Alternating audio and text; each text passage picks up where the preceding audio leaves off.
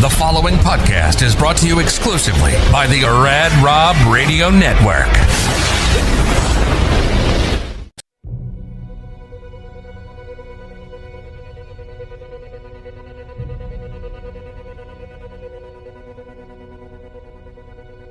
Welcome to the Leadership Evolution Podcast, where we explore what happens after the build. I'm Luke Mickelson, founder, leader, and someone who's walked through the challenges of growing an organization, letting go, and learning how to lead in a completely new way. This podcast is for founders, executives, and leaders who are navigating growth, identity, and the tension between control and legacy. Because building something great is only the beginning. Learning how to evolve with it, that's the real work. Let's dive in.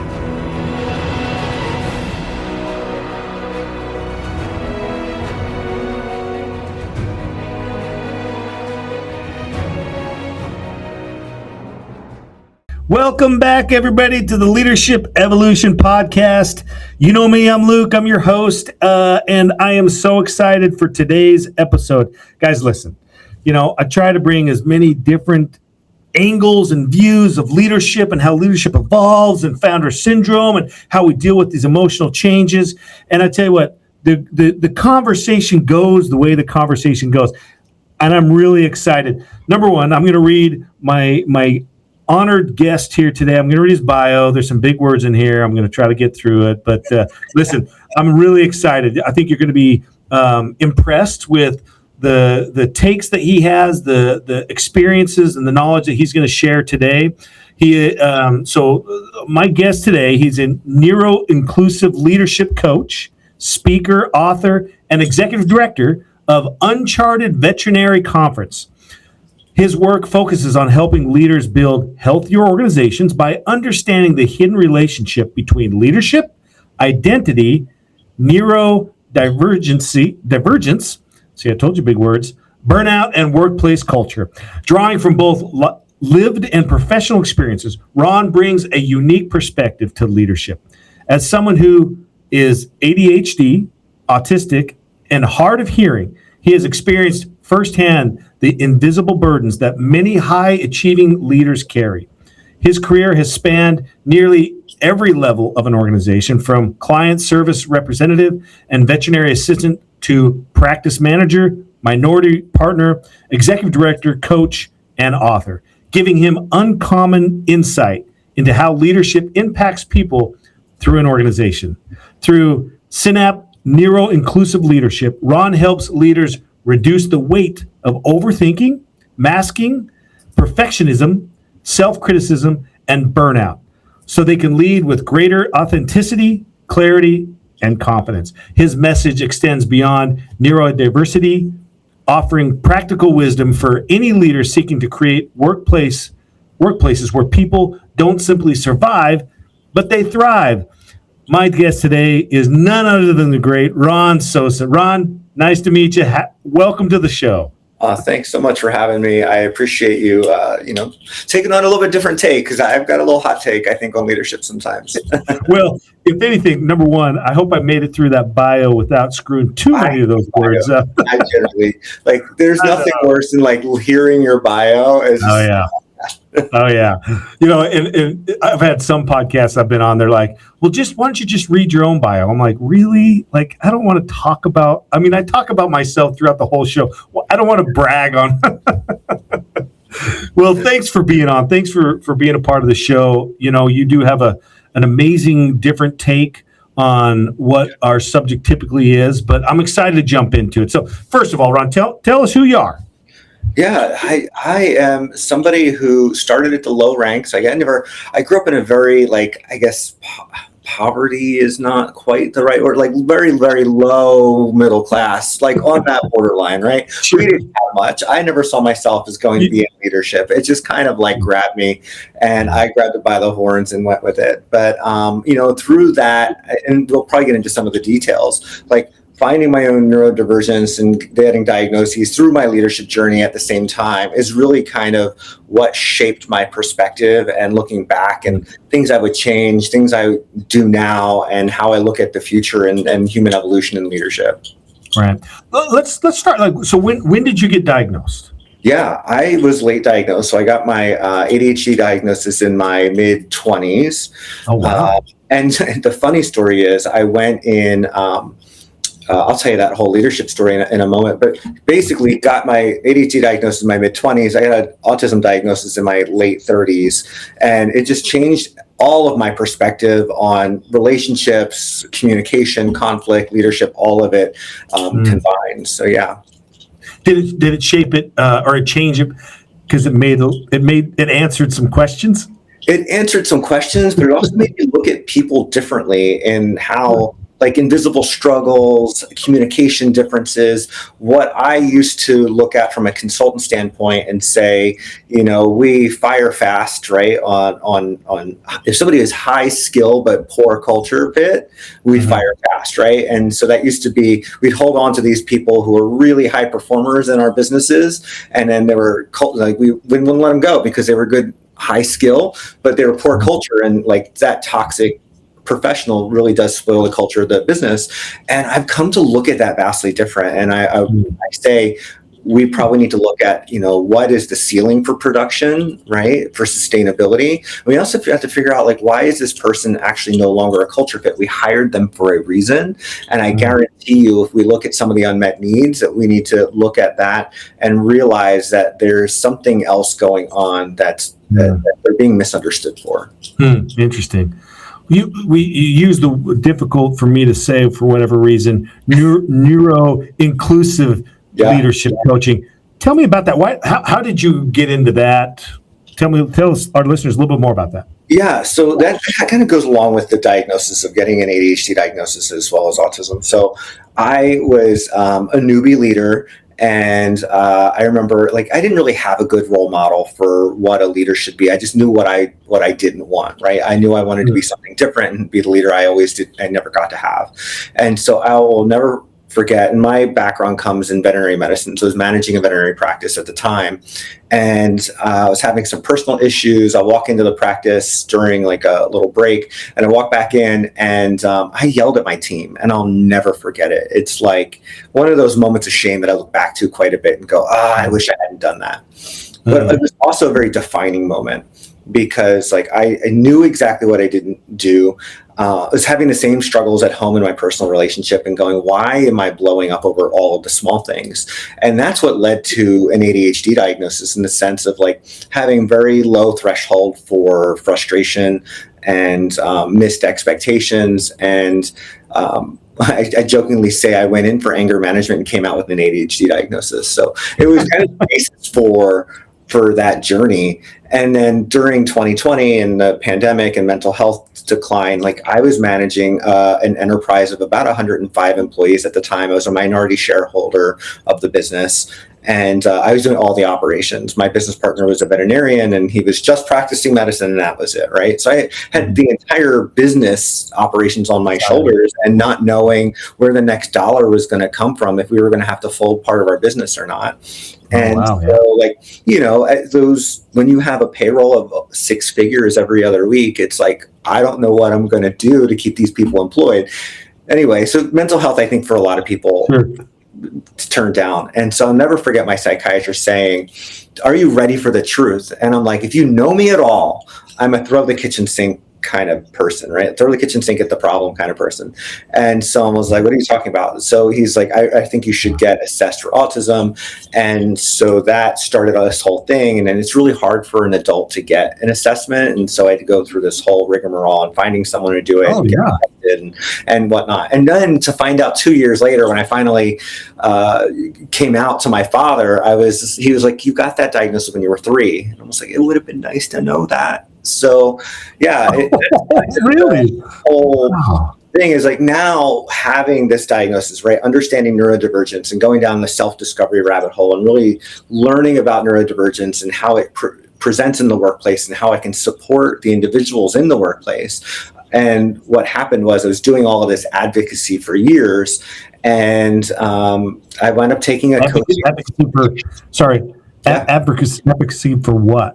advocacy for neurodiversity in the workplace, like people who are neurodivergent, ADHD, autistic, dyslexic, whatnot. I just went through this discovery rabbit hole.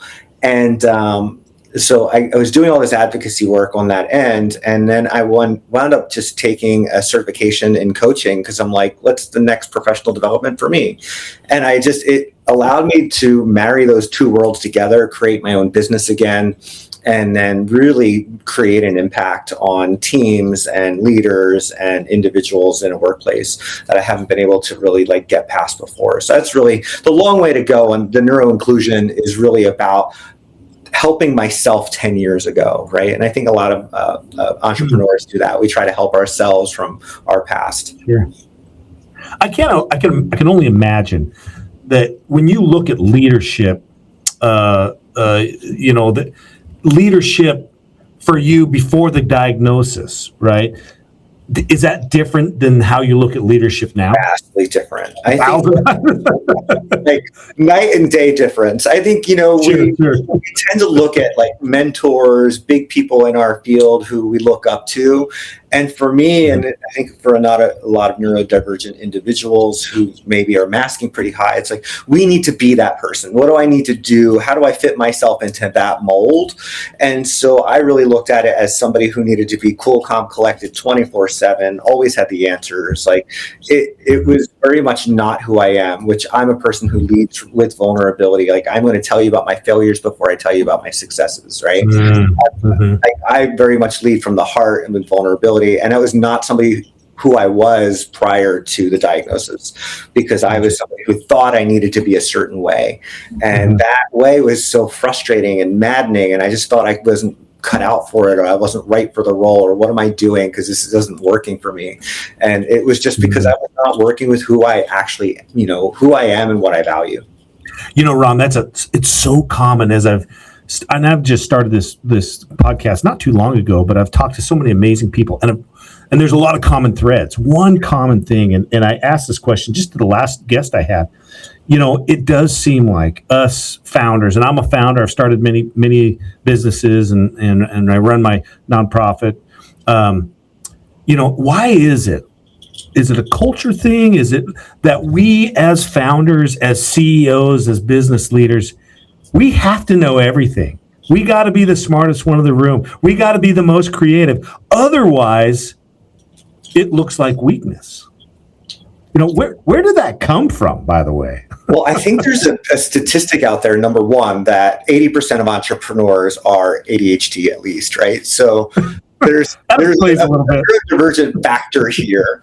And what I think is really important to know is like that masking piece. When we have, I think there's also statistics out there from the CHAD, and I can't remember the exact, CHAAD, but there are stats that children who have ADHD receive 20,000 more negative or directive comments in their 10 years of life than the non-ADHD child, right? So we've got that much more negative feedback. And I think that's where I need to do things my way. I need to avoid the negative criticism. I need to avoid the fear of failure, the fear of never living up to my potential, the fear of being lazy. And so I think that there's this internal drive of perfectionism to do it, to know it all, to be it all, to prove sort of that we are not the label we were given in our past. Yeah.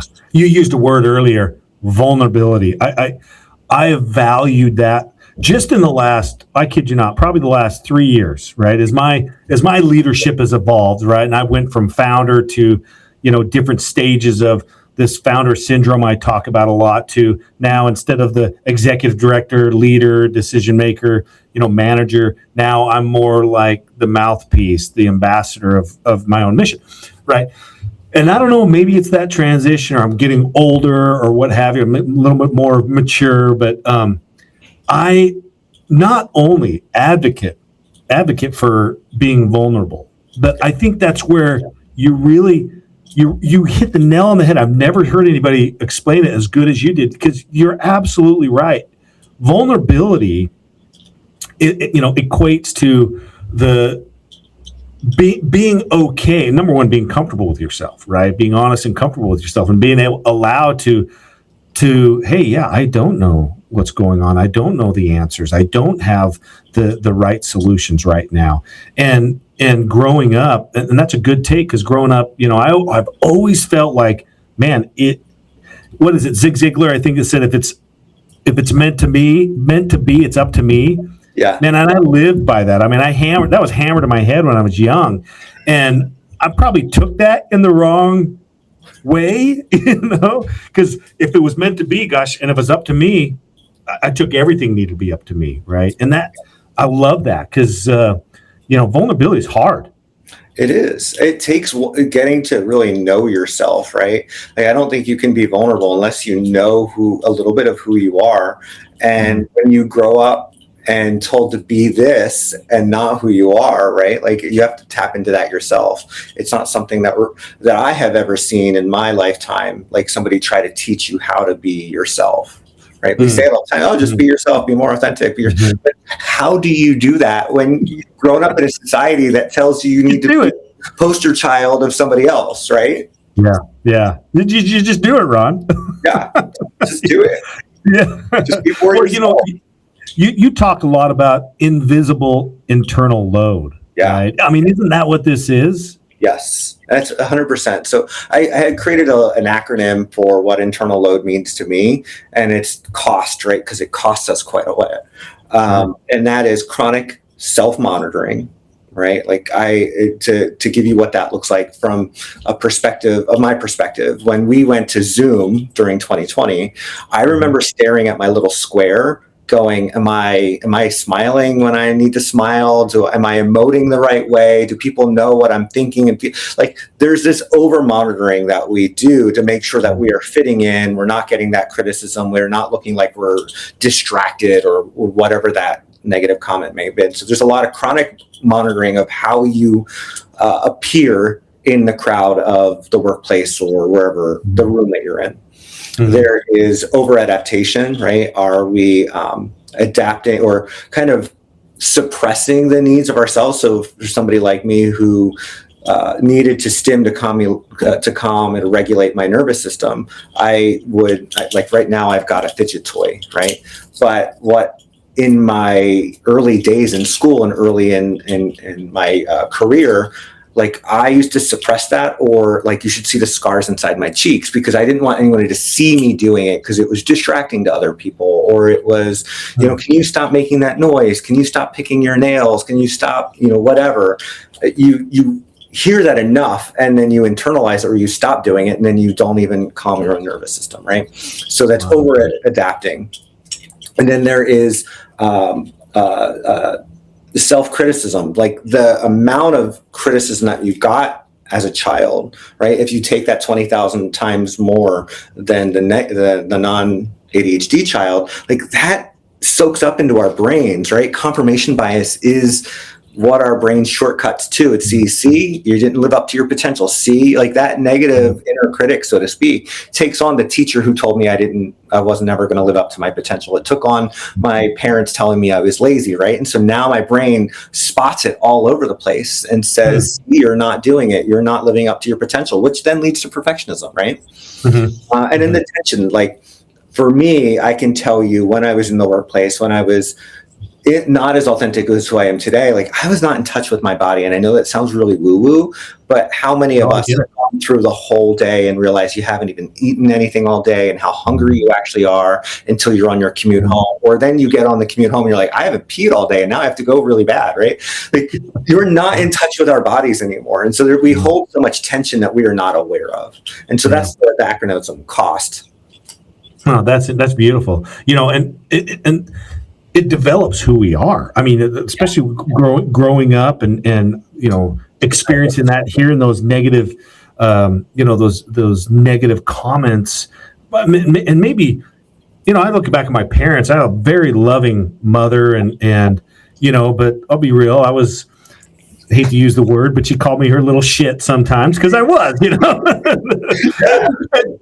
I took it sometimes I took it very personal, and I didn't want to be that, and I wanted to be the good mama's boy, and I wanted to do what's right, and these develop our identity.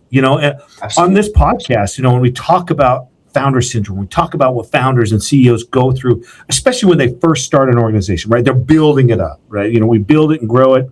Yeah. And I share a lot of times in the nonprofit world, a lot of nonprofits like myself, that they start from a traumatic situation, something they see, something happened to them, maybe it happened to their sister or brother or relative or something like that. It becomes a very personal thing.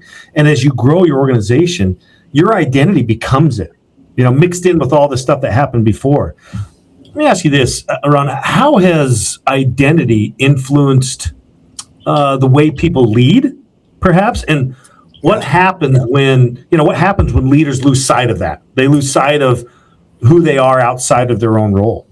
Yeah, I think this is a lot more common than we realize. I think that I talk about masks, right? The masks that we wear. I think leadership in general is a mask, right? You need to put on a persona a little bit more professional, or whatever that means. Like there's a layer of customer service that's a mask, right? That's not really authentically who we are, but we've got to put on this performance of customer service, right? There's a performance to leadership.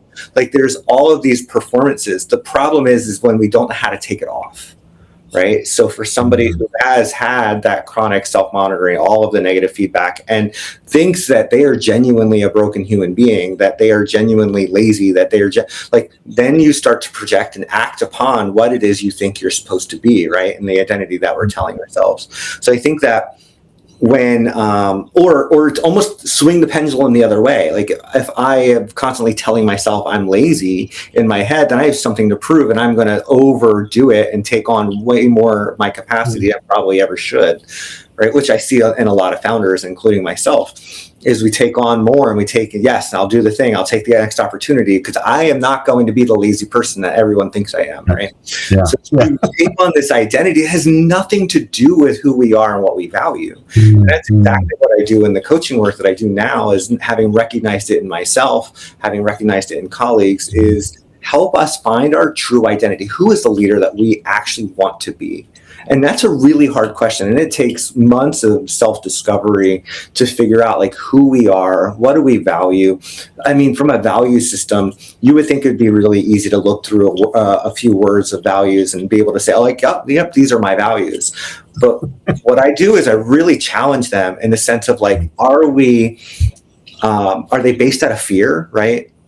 Fear of being lazy, right? If that's my value is over productivity, or how much I can produce, is that the value I'm putting on myself? And that's fear-based, right? That's not your value. That's a value of the mask that we wear, right? And that's not getting us to the next level.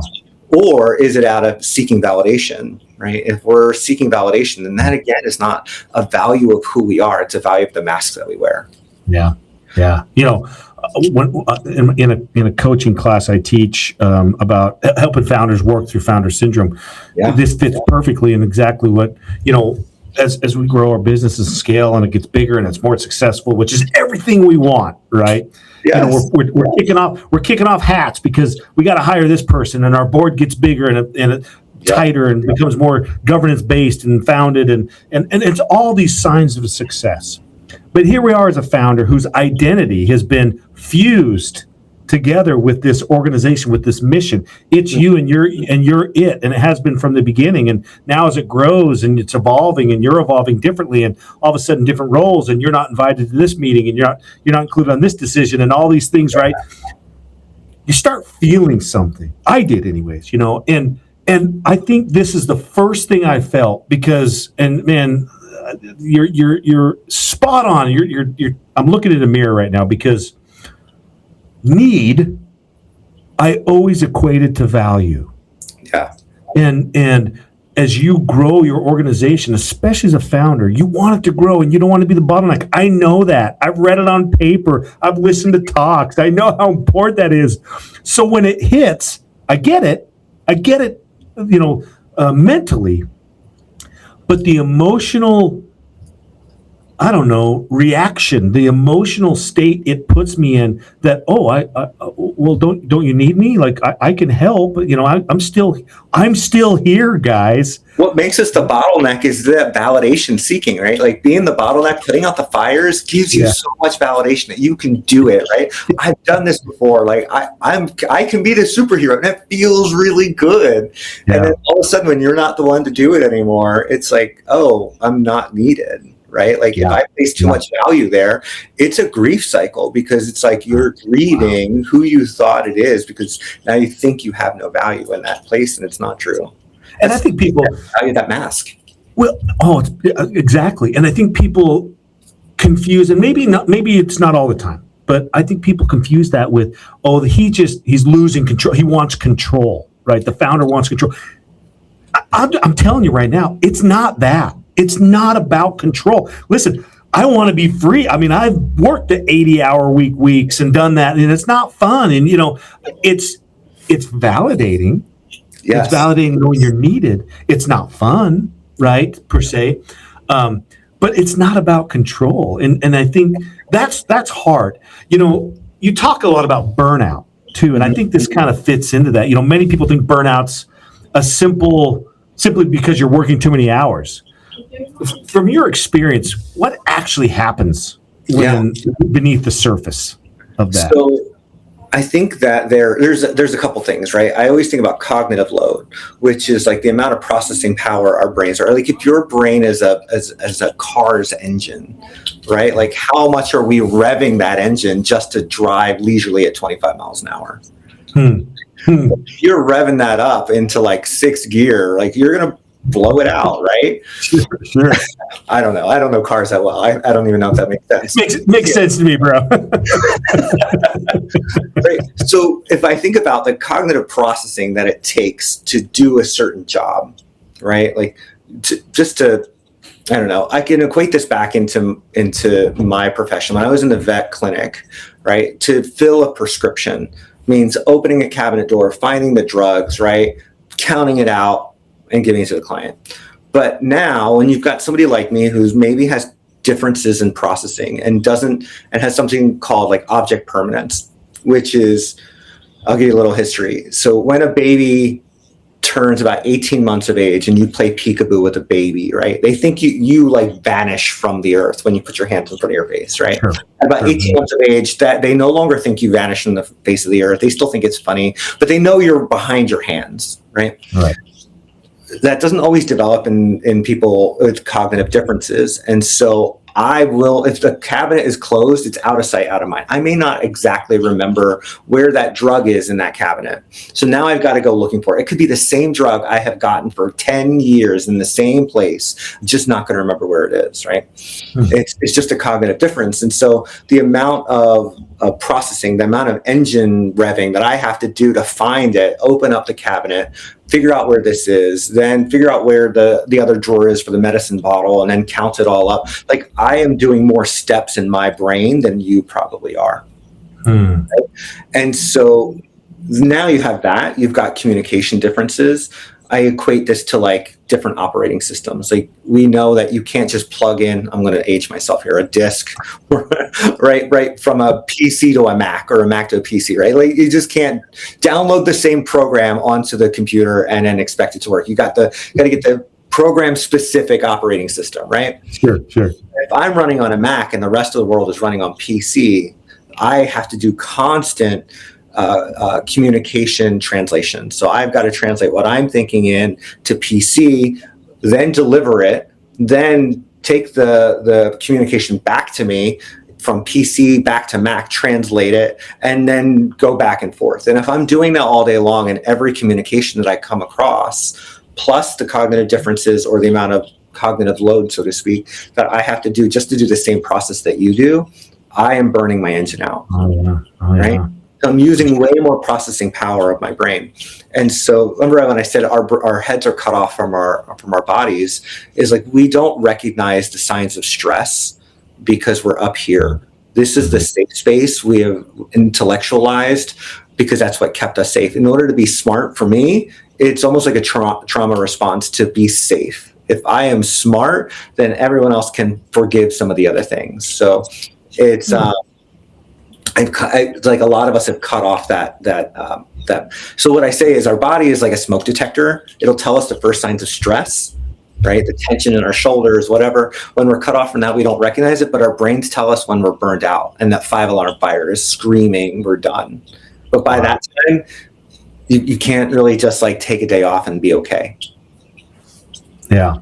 My wife, I bug the heck out of her because we go on vacation, right? Mm-hmm. After about day 3, if I'm not working on something, it's terrible. You know what I'm talking about? It's terrible. I'm miserable, right? I'm in Hawaii on the beach, wherever, right?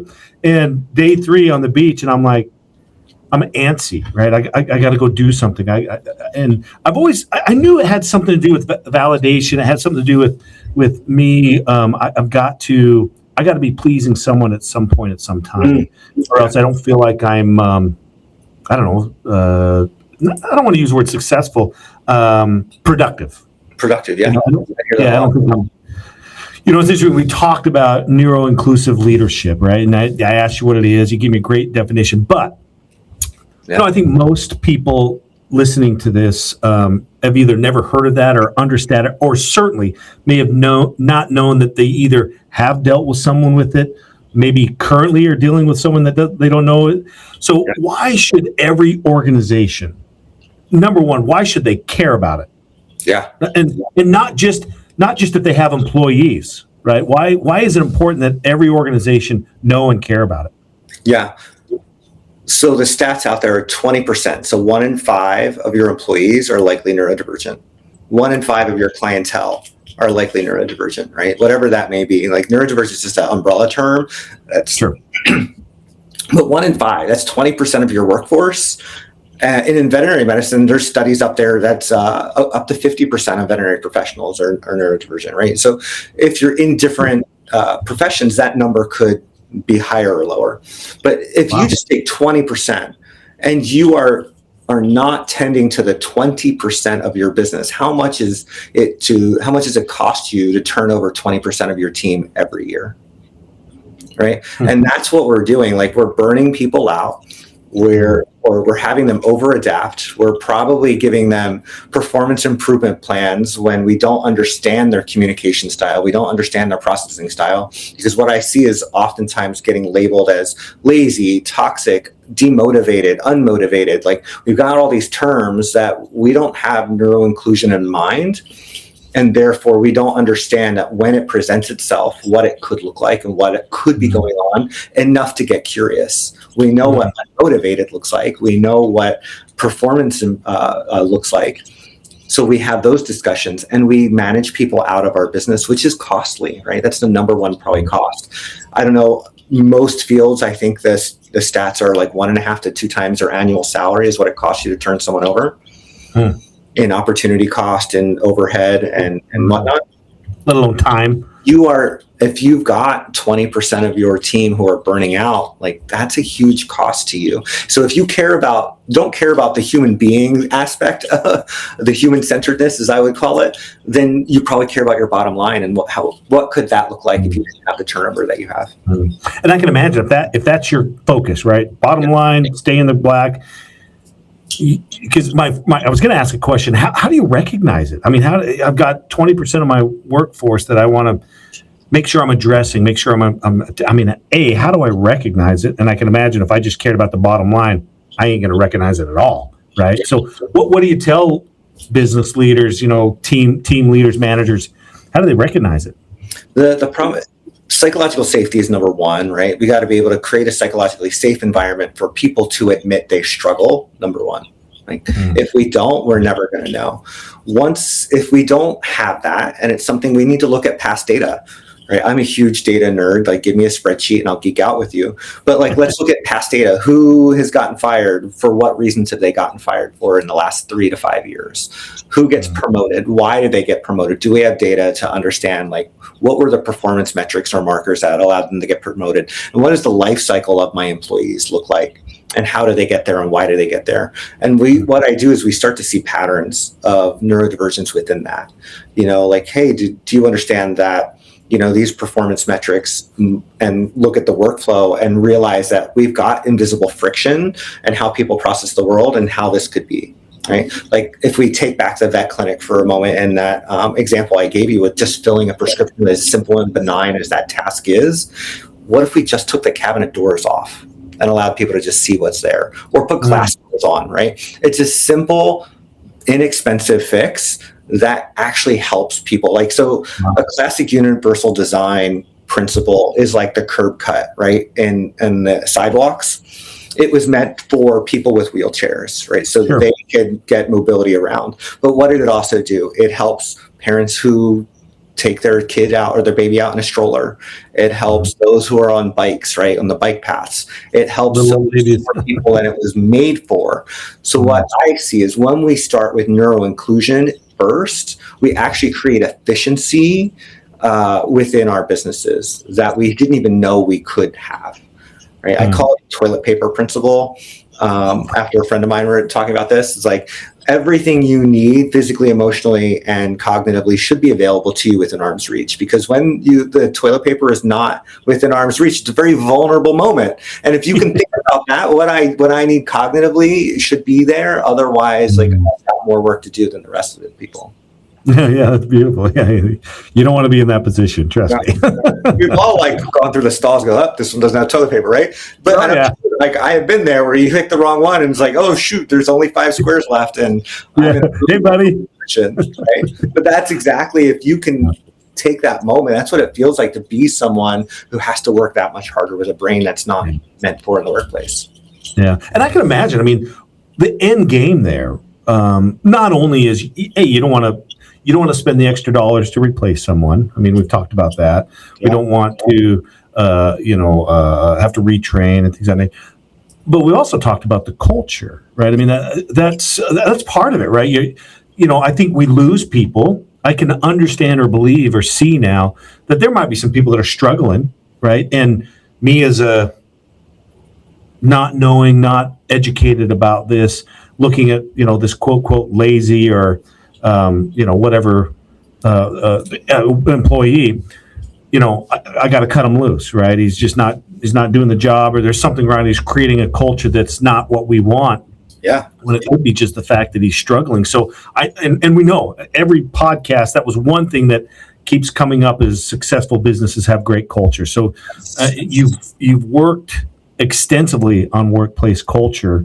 What are the characteristics of organizations where people generally flourish rather than merely perform? Yeah, I think there's psychological safety is like key. I like to break that down a little bit further, right? Because I think of psychological safety as somebody is allowed to come to you and tell you, hey, I'm struggling with, let's say I'm struggling to work on time, right? I'm going to come to you and say like, hey, I've got ADHD. I really struggle to get to work on time.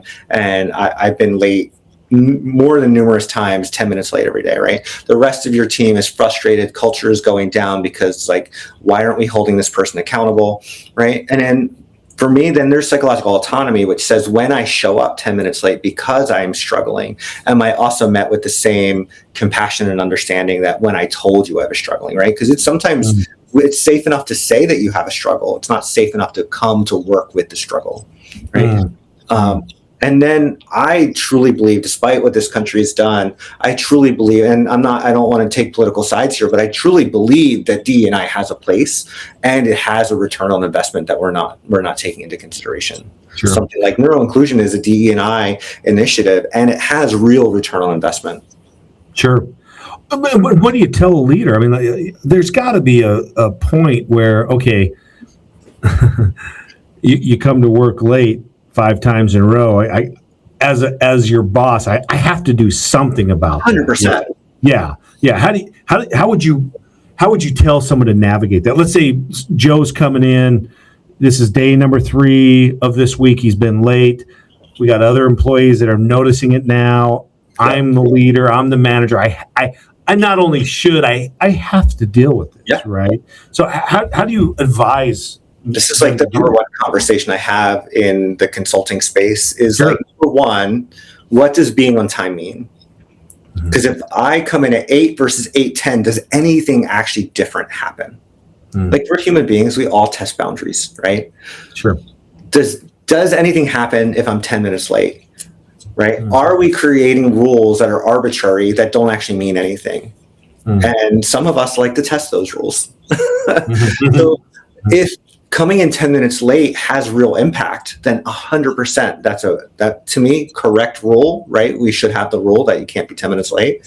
And we need to let the employee know of the impact. And that does not mean we get to withhold accountability. That means we need to understand and have compassion for where they're coming from, but we still get to say, this is what success looks like here in this business. And being 10 minutes late has this impact that we're unable to continue to have a working relationship with if this continues on. It doesn't escape accountability, right? Now there's legal accommodations that can come into play. So I don't want to overlook that, but you can still coach someone and have accountability. In fact, I think they're like wax on, wax off. You can't have one without the other. You need to, if you coach to death, you're going to be exhausted and frustrated that nothing ever changes. And if you hold accountability, you're just a dictator who no one wants to work for, right? I think we have to have coaching and accountability in the same conversation. Yeah, and that's got to be difficult. I can imagine, as a manager, right, or the CEO, and you're trying to maintain a culture. Some of that culture is, it's developed through accountability, right? You can't just let people run ragged or run loose, and there are some accountabilities, especially as other people view responsibilities that other people are carrying. You're a team, so that's a difficult one that would be hard to manage. I'll be honest with you. I don't. It'd be difficult to sit down with someone and try to be. What's the word? Sympathetic. Maybe that's the wrong word, but trying to understand where they're coming from. My son, he's just entering the workforce rather, and he actually, years, thankfully. he got a job with my brother-in-law. One of the coolest guys, if not the coolest guy on the planet. Really, he has owned his own business. But my son, growing up, he's probably the hardest sleeper you'll ever see. Literally a freight train can go through the room and he's not going to move. He has 3 alarms that go off in the morning because he can't get up. He literally can't get up. Luckily he had a brother-in-law or uncle rather, right, that understood and sometimes had to come over and literally kick his butt out of bed to get to work. And I'm very grateful for that because I know my son, right? And it's hard for me to teach him or tell him, listen, you're going to lose your job. You're lucky Justin here is understanding, but you've got to figure a way around this or figure a way out of this. And I know for 100% he's got some ADHD issues, right? Well, here's the thing, like for somebody who struggles with time, right? Like this is what I'm going to say something that's going to sound a little harsh, and we need to put things in perspective, right? So somebody with ADHD who does really struggle with time and getting upset for someone who comes in late every day is also equivalent to being upset with someone who's in a wheelchair who gets to sit down all day. Right? So if you think about that, so like the struggle is I can't walk, I need a wheelchair. Are we upset that they get to sit down? So if the ADHD person gets to come in 10 minutes late, are we upset that they have a struggle? Yeah. Right? I see. So there's an overlap, and the problem is because it's like an invisible disability, it's not looked at with the same severity as somebody, let's say, who's in a wheelchair. Yeah. And Ron, what do I do? Like I'm the manager that just irks me. It's just, listen, I wake up on time. I'm here. The other coworkers here. It irks me, right? But I like Joe. I want him. He's a good dude. In fact, his work may be even better than these other people. Their work is so much like this is that poor culture fit but high skill that we as consultants used to say you need to cut them loose. And I don't believe that anymore. I genuinely don't believe that anymore. It was like, I want to know where it is you're struggling, what's going on. Are there supports that I can put in place? And sometimes they're not, right? Like we can't be all things of our employees. They need to do some things on their own. And also, accountability. Yeah. We can also give some grace. We can create culture where differences are not seen as favoritism, right? Yeah. Right. I think we need to really build on equity and understanding what equity actually means in the workforce. And that's somebody who's like with ADHD being allowed a 10-minute buffer period, right, to come in late. If they can be a rock star in my business and still get the same amount of work done and not negatively impact the business, right? Like in the veterinary clinic, if I would put them in, I would still schedule them in before the first client walks in. So if they're 10 minutes late, whoop-de, no big deal. They're not impacting my business anymore. Yeah. Interesting. Right? Yeah. So, what would you tell? What was the first thing? Like, I'm struggling as a manager, and we're just using being late. There's all sorts of little things, right? The biggest one. That's a universal across the world. I think it's a pretty obvious one. So what is the first thing? Me as a manager trying to deal with Joe and this issue. What would you tell me the first thing to do? I think not ignoring it, number one. Like, we tend to ignore it, especially with people who are really high producers or higher capacity people. Number one, don't ignore it, right? We don't want, number one, don't ignore it. Number two is the rule actually worth having? Are you going to fire someone over this rule? Because if you're not, then you shouldn't have the rule, right? Gotcha. So is the schedule actually, does coming in at 8:00 make sense? Because if it doesn't, then maybe we should look at like what our schedules actually mean for people to come into work. That would be number two. And then number three is like, tell me where you're struggling. How can I help support you, right? Like how we do when anyone has a first time struggle. And then, put in supports in place, put in plan A and plan B of coaching and accountability in place. And sometimes it's just an accommodation that the business can afford, depending on what type of business you're in. Yeah. I was fortunate enough in veterinary medicine that we can allow 10 minutes to be late, but there are some businesses where you can't. Right. Yeah. And then it's important. And you know what's interesting, we're talking two sides here. We're talking employee, right? And then we're talking, the leader, right? And businesses evolve, right? We're not the 1950s anymore. There's, soft skills are more important now than they were back then. And that's important. And I've seen people including myself, right? Struggle with the understanding that those are important, right? Just because I was raised that way 30, 40 years ago and how things were done, why am I thinking it's going to be any different, right? Or it should be the same, rather. Of course it's going to change, and this podcast is about that leader, how to become better leaders, how our leadership evolves and should evolve and has to evolve in order to be a better leader. And I think everybody wants to be a better leader, right? I don't want to be like the leader that everyone wants to come to work and do a good job. I genuinely believe that.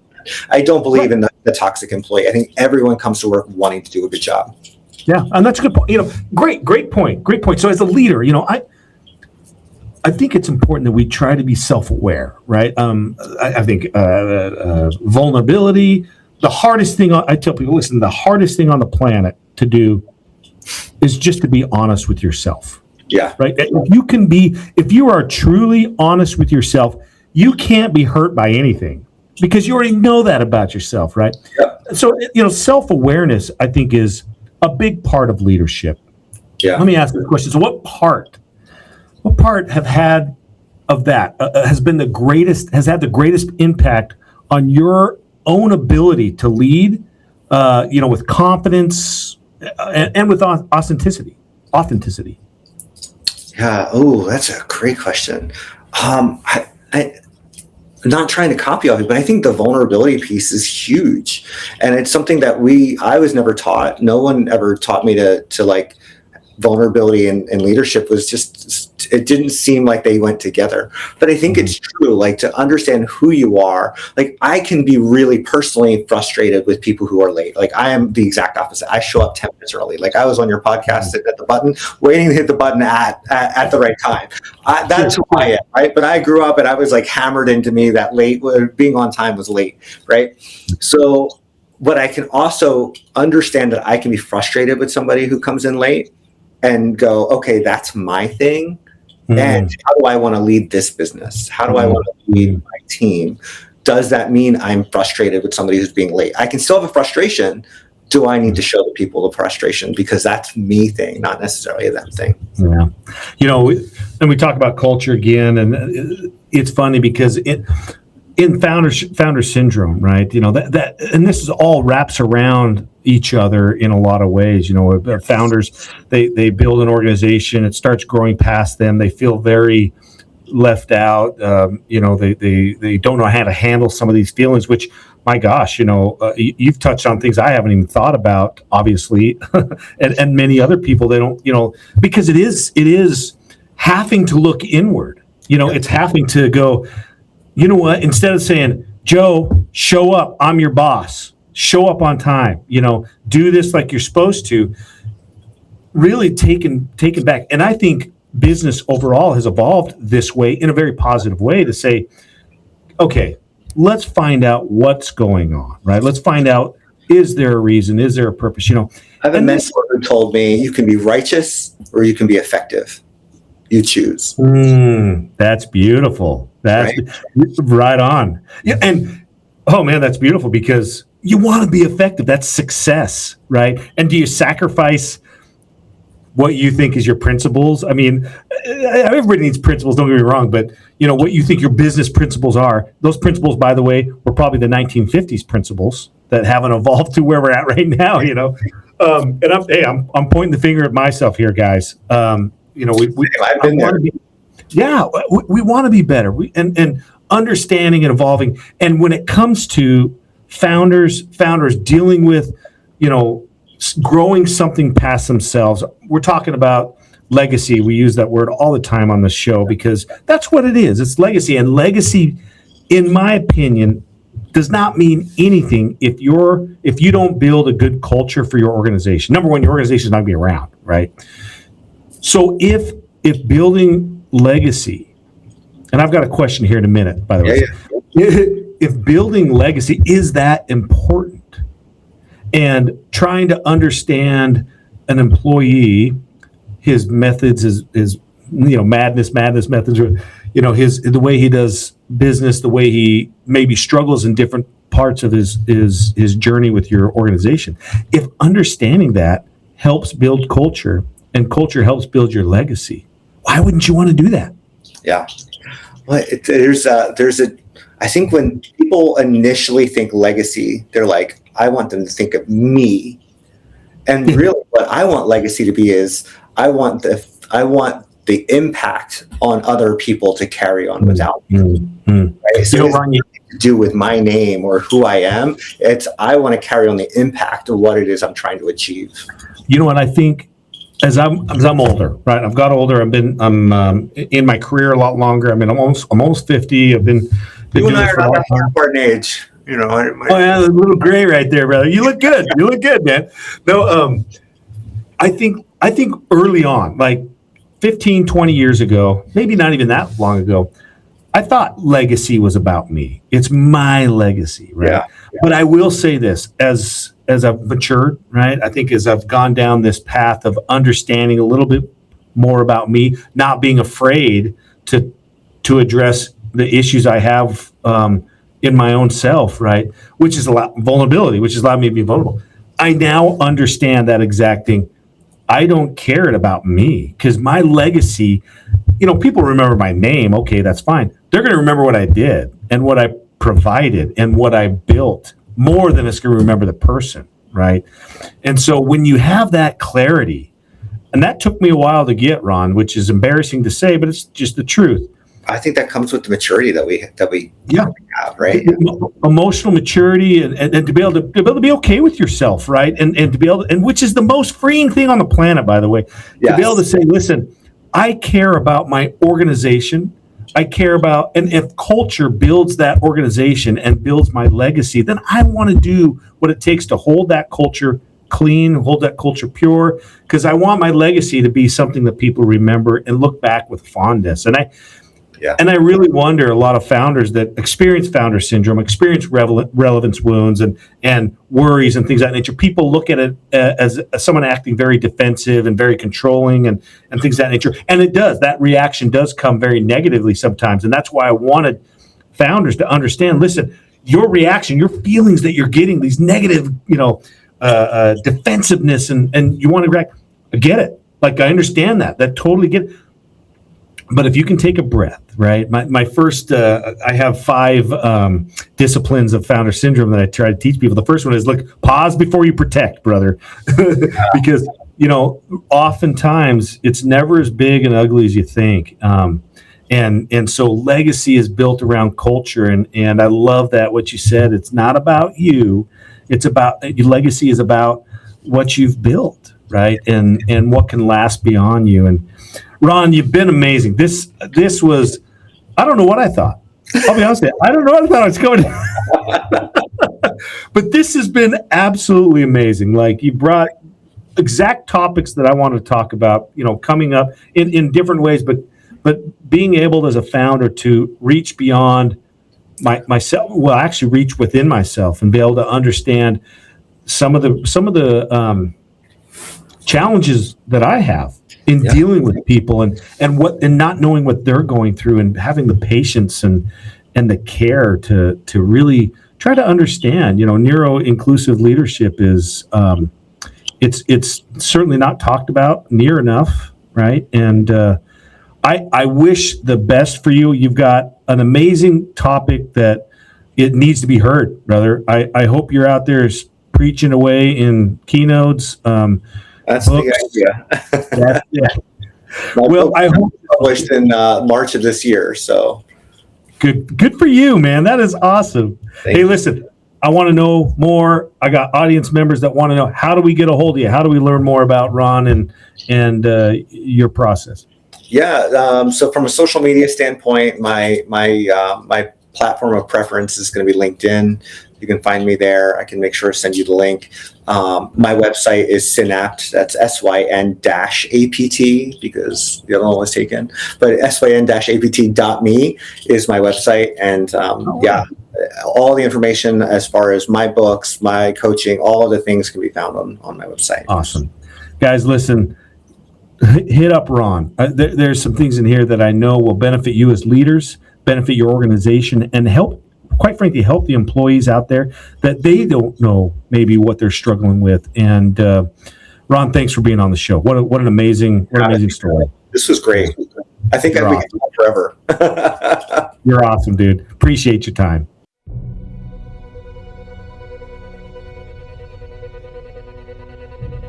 Thank you for joining me on the Leadership Evolution podcast. If something in today's conversation challenged you, stretched you, or made you think a little differently, that's the point. Growth always starts with awareness. And if you are struggling in your journey, if you feel like you are fading away from what you have built, visit my website, lukemickelson.com, and learn how you can take back your confidence and create lasting legacy. If you found value in this episode, please share it with another leader who may be in the middle of their own evolution. And remember, your role as a leader isn't just to build something successful. It's to build something that lasts. Build what outlives you.